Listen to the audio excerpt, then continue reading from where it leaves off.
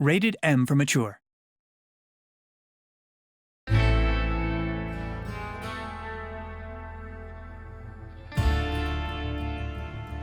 Desperados 3 is a real-time tactical stealth game. In this prequel to the beloved Desperados franchise, you will lead your gang on a glorious Wild West adventure and visit many iconic places like the forbidding mountains of Colorado, the bug-infested swamps of Louisiana, and the windswept deserts of Mexico. You will also get to experience the origin story of John Cooper and the rest of his gang. Now, let me make the introductions.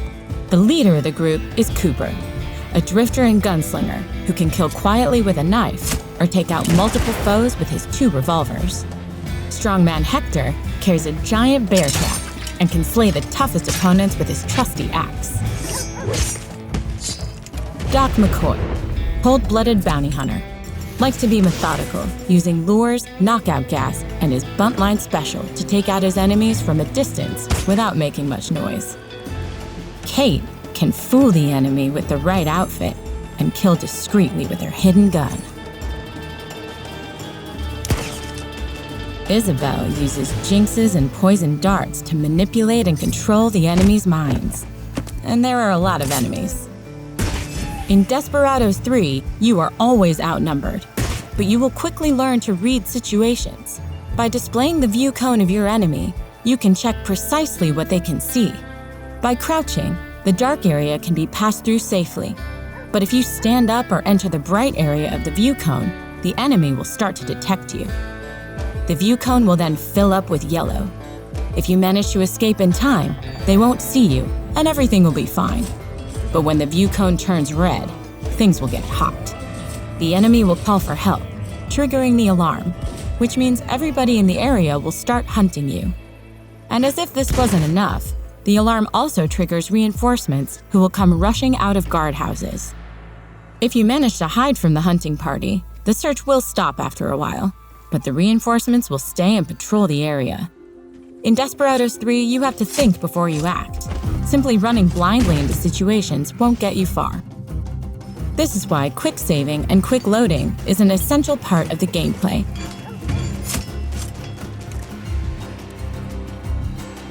It gives you the opportunity to try out different strategies when approaching the enemy.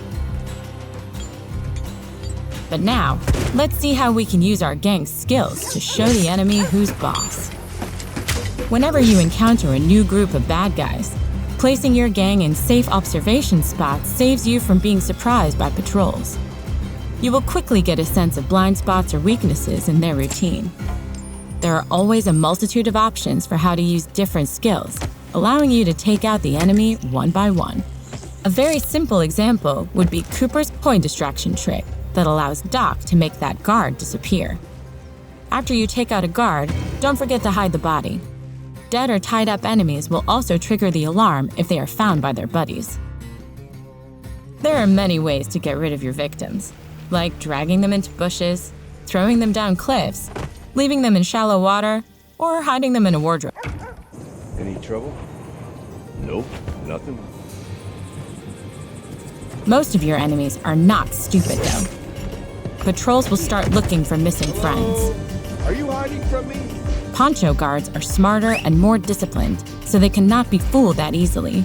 Guard dogs may have a shorter view cone, but they will sniff you out even in the best hiding places.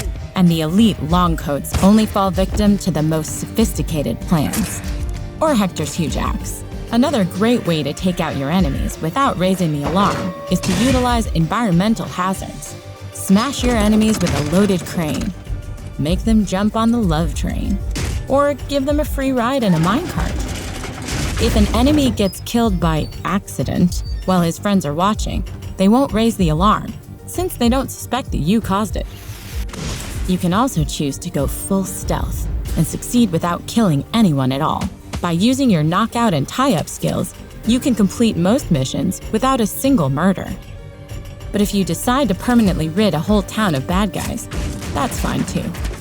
Should you run out of patience with one of the more brutal puzzles, you can turn the game into a tactical shooter. If you play it smart, you can get loud and use your guns to fight your enemies. Just make sure you keep an eye on your ammunition and the cooldown time of your skills. And there's one more thing you'll need.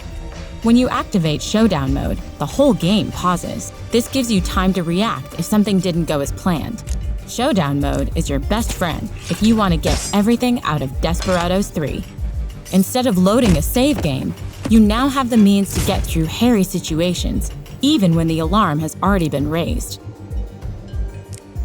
And if you think pausing the game is too lily-livered for you, you can turn it off in the options menu. More often, you will use Showdown mode for planning complex actions. You can give each of your gang members a distinct command, which they will then execute simultaneously. This gives you the opportunity to take down multiple enemies at once, even when they watch each other closely. That said, you can also use Showdown mode to elevate your gun skills to the next level.